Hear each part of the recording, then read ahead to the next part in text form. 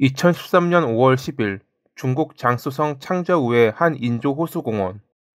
평소처럼 아침 일찍 조깅하던 한 남성은 호수에 떠다니는 무언가를 보았습니다. 처음에는 마네킹이라 생각해 지나치려 했지만 찜찜한 기분이 들자 결국 물가 근처로 가 자세히 살펴보았죠. 그리고 잠시 뒤 그는 깜짝 놀라 비명을 질렀습니다. 물 위에 떠다녔던 것은 한 여성의 시체였거든요.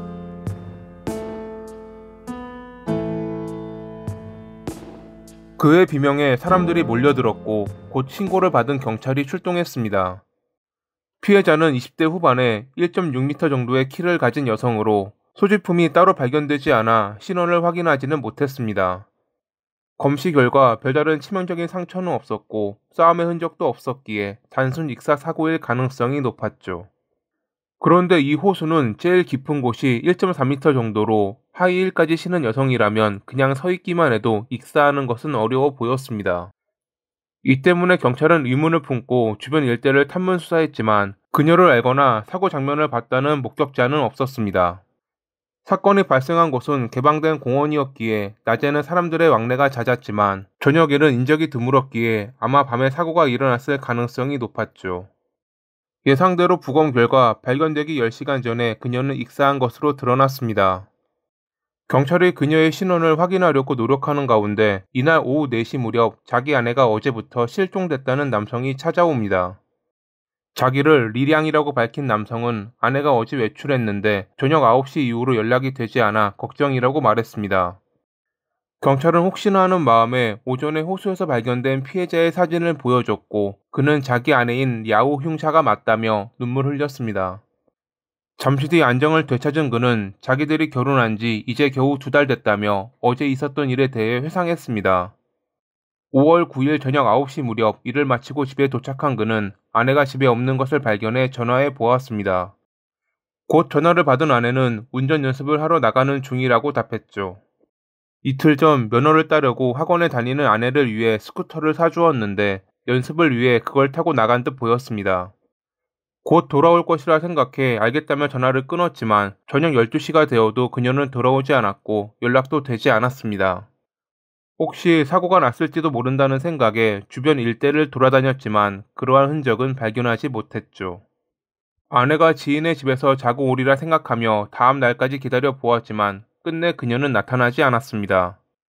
그리고 경찰에 실종 신고를 하러 왔다가 아내가 사망했다는 것을 알게 된 것입니다. 경찰은 사고가 일어났을 것으로 추정되는 5월 9일 저녁 9시 무렵에 그녀가 혼자 스쿠터를 타고 달리는 보안 카메라 영상을 발견했습니다. 향하는 방향이 공원 쪽이었기에 경찰은 그녀가 다리를 건너다 사고가 났을 거라 생각하며 잠수부를 동원했습니다. 얼마 뒤 그녀의 스쿠터가 호수에서 발견됐고 다리 가장자리가 무언가에 긁힌 자국도 발견됐습니다. 정황상 그녀가 운전 미숙으로 다리를 지나던 중 호수로 떨어지며 정신을 잃었거나 혹은 당황한 나머지 익사한 듯 보였습니다. 스쿠터의 시동도 걸려있던 상태로 발견됐기에 경찰은 이 사건을 사고라고 결론 내리려 했죠. 하지만 정작 랴오 흥샤의 부모님은 딸의 사망 진단서에 서명하지 못했습니다. 그리고 그들은 딸의 죽음이 사고가 아닌 것 같다며 이 사건을 철저히 조사해 달라고 요청합니다. 유족의 요청과 깊지 않은 호수에서 익사했다는 것에 의문을 품고 있던 담당 형사는 그녀의 행적에 대해 처음부터 조사했습니다. 5월 9일 저녁, 그녀는 지인의 미용실에서 오늘 밤에 어디로 놀러 갈지 논의하며 머리를 꾸미고 있었습니다. 그런데 잠시 뒤 전화를 받은 그녀는 갑자기 볼 일이 생겼다며 지인에게 양해를 구하고 홀로 떠나버렸습니다. 그 뒤로 스쿠터를 타고 공원 방향으로 향했으니 거기에서 누군가를 만나려 했던 것은 아닌가 생각됐습니다. 통신사에 확인한 결과 그녀는 716으로 끝나는 번호와 3번이나 통화했습니다. 중국에서는 개인정보 보호를 위해 전화번호 뒤 3자리만 공개하기에 누구랑 통화했는지는 정확히 알지 못했죠. 하지만 그녀의 주변 인물을 조사하던 형사는 번호의 주인이 그녀의 여동생이라는 걸 알아냈습니다. 처음 형사는 자매가 통화했다고 생각했지만 여동생을 직접 만나 확인한 결과 그녀는 그 번호를 사용할 수 있는 심카드를 예전에 언니에게 주었다고 말합니다. 즉 랴오 흉샤는 자기 번호와 여동생에게 받은 716으로 끝나는 번호, 이렇게 2개의 번호를 갖고 있다는 말이었습니다. 그녀가 자기에게 전화를 걸진 않았을 테니 그렇다면 716으로 끝나는 번호를 누군가에게 줬을 가능성이 높았습니다. 이에 대해 조사를 이어가던 형사는 그녀의 남동생으로부터 그 번호를 사용한 게 저우지 우에이라는 이야기를 듣게 됩니다. 그는 누나와 매형의 집에 얹혀 살았던 매형의 중학교 동창으로 사건이 발생하기 열흘 전 사라졌다고 합니다. 남동생은 그와 누나의 사이가 좋아 보였다. 즉, 불륜 관계로 보였다며 누나가 그에게 심카드를 줬을 거라고 말했죠. 형사는 사건 당일 둘이 인적이 드문 공원에서 만나기로 했다고 판단하며 보안 카메라 영상을 전부 확인했고 곧 그를 찾을 수 있었습니다. 5월 9일 저녁 8시에 그는 택시를 타고 공원으로 향했고 다음날 새벽 4시에 마찬가지로 택시를 타고 어딘가로 향했습니다. 랴오 흉샤가 공원에 도착했을 시간은 저녁 9시 반. 그녀의 사망 추정 시간은 5월 9일 저녁 10시에서 11시 사이였으니 둘은 사건이 일어난 시간에 함께 있었을 확률이 높았습니다. 형사는 5월 10일 새벽에 그를 공원에서 태웠다는 택시 기사를 만났는데 기사는 그를 정확히 기억하고 있었습니다. 새벽에 태운 것도 있지만 무엇보다도 그가 택시비로 준 돈이 젖어 있었기에 기억에 남았다고 합니다. 그가 그녀를 사고로 위장해 살해했을 가능성이 높다고 생각한 형사는 연락이 두절된 그를 찾기 위해 노력했고 한 달 뒤 체포할 수 있었습니다. 하지만 정작 체포되자 그는 범행을 부인했습니다. 그녀와 만났던 것은 맞지만 사고였지 살인이 아니었다고 말이죠. 그의 말에 따르면 저녁 11시쯤 그녀의 스쿠터에 함께 타고 다리를 지나던 중 그녀의 운전 미숙으로 함께 호수 아래로 떨어졌다고 합니다. 자기는 금방 헤엄쳐 나왔지만 그녀는 사라진 상태였고 잠시 뒤 수면 위로 떠오르는 그녀를 보고 죽었다고 생각했습니다. 당시 너무 무서워 어찌할 바를 몰랐기에 새벽까지 현장을 떠나지 못했다고 그는 주장했죠. 친구의 아내와 부적절한 관계를 가진 것도 그런데 그녀가 사고로 죽었다고 하면 아무도 자기 말을 믿지 않을 거라는 생각에 그는 신고할 수 없었다고 말했습니다. 하지만 사건을 조사하던 형사는 그의 말에 휘둘리지 않고 사건의 본질, 그녀의 죽음이 누구에게 이득인가를 살펴보았습니다. 그녀가 죽음으로써 가장 이득을 보는 사람, 그것은 남편인 리량이었습니다. 아내와 결혼하고 4일 뒤 그는 그녀의 이름으로 2억 원에 달하는 사망보험에 가입했습니다.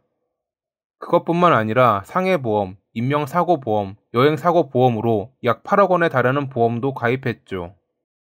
게다가 그가 가입한 보험은 1년짜리 단기 보험으로 이러한 옵션으로 고액 보험에 가입하는 것은 매우 이례적인 일이었습니다. 형사는 리량이 의심스러웠고 그에 대해 좀 더 조사했습니다. 그리고 그가 올해 2월에 전 아내와 이혼했고 보름 뒤 지금의 아내인 랴오 흉샤를 만나 3월에 결혼했다는 것을 알게 됐습니다. 그는 아내에게 돈 많은 사업가 행세를 했지만 사실 하던 사업이 망해 많은 빚이 있었습니다. 그랬던 그가 매달 나가는 비용도 만만치 않은 고액의 보험을 들었다는 건 아무리 봐도 이상해 보였습니다. 그가 빚 때문에 보험 사기를 계획했고 친했던 저우지 우에이에게 범행을 사주한 것이라 판단한 형사는 그들을 신문했습니다. 처음에 그들은 범행을 부인했지만 끈질긴 신문 끝에 결국 자백했습니다. 모두 형사의 추측이 맞다고 말이죠. 빚 때문에 허덕이던 리량은 보험금을 타기 위해 타깃을 물색하던 중 인터넷 채팅을 통해 랴오 흉샤를 만났습니다. 돈 많은 사업가 행세를 하며 그녀를 유혹해 며칠 만에 결혼하기에 이르렀고 알리바이를 위해 친구였던 저우지 우에이를 끌어들였습니다. 저우지 우에이는 그에게 4천만 원을 받기로 한 것도 있었지만 원래 과거부터 그가 하는 말을 잘 들었기에 이번에도 따랐다고 합니다.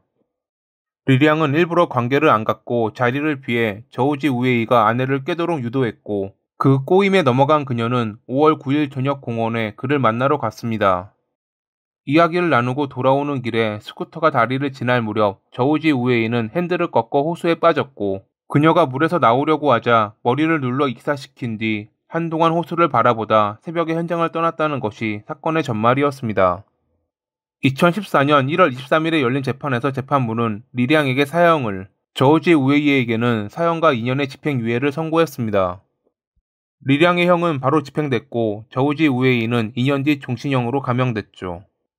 사랑을 가장한 사기, 신뢰를 저버린 배신, 인간의 생명을 돈으로 계산하려 했던 그들. 모든 나쁜 사람들이 하루빨리 사라지길 바라며 이만 마칩니다.